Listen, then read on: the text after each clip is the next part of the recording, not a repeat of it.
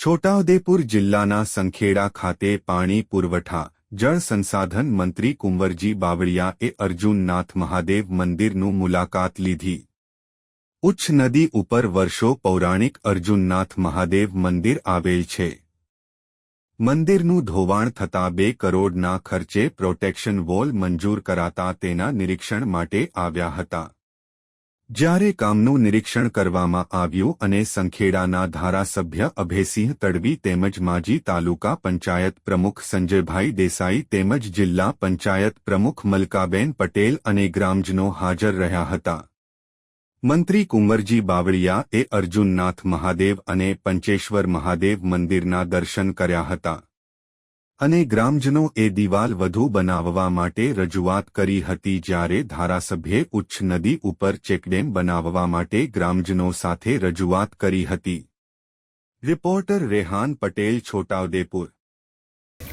સંખેડાના પાદરમાં જ એક અર્જુનનાથ મહાદેવ જેમનું ખૂબ વર્ષો પુરાણું મંદિર છે। આ વિસ્તારના સૌ એક શ્રદ્ધા અને આસ્થાથી આ મંદિરના દર્શને હંમેશા આવતા હોય છે। એ નદીના કાંઠા ઉપર આવેલું હોવાથી ચોમાસામાં આ ઉચ્છલ નદીનું વધારે પાણી આવવાને કારણે આ મંદિર ધોવાતું જતું અને એ મંદિર નદીમાં ધ્વંસ થાય તેવી સ્થિતિમાં હતું। એના સન્માનનીય ધારાસભ્ય આદરણીય અભયસિંહભાઈ તડવી અને અમારા જિલ્લા પંચાયતના પ્રમુખ બેન શ્રી મલકાબેનને આ વિસ્તારના સૌ આગેવાનોની વર્ષોથી રજૂઆત હતી કે એમને એક સરસ મજાની પૂર સંરક્ષણ દિવાલ બનાવી દેવામાં આવે તો આ મંદિરને અમે બચાવી શકીએ। એના ભાગરૂપે લગભગ 2 કરોડની આસપાસની આ પૂર સંરક્ષણ દિવાલ જે અમે મંજૂર કરી છે અને એનું કામ શરૂ થયું છે।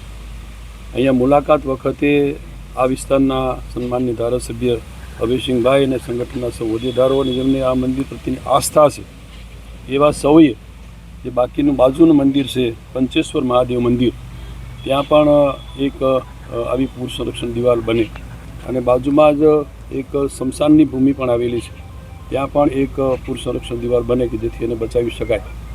એના ભાગરૂપે આ બંને દિવાલો બનાવવા માટેનું એટલે પંચેશ્વર મહાદેવ મંદિરનું એ દિવાલ બનાવવા માટેની એટલે પૂર સંરક્ષણ દિવાલ બનાવવા માટેની અને સાથે એની સામે એટલે કે આ ઉચ્છલ નદી પર જ એક મોટો ચેકડેમ એટલે વિયર પ્રકારનો ચેકડેમ બને કે જેથી અહીં પાણીનો સંગ્રહ થઈ શકે અને આ સંખેડા અને આજુબાજુના ગામોને પાણીનો ખૂબ લાભ મળે।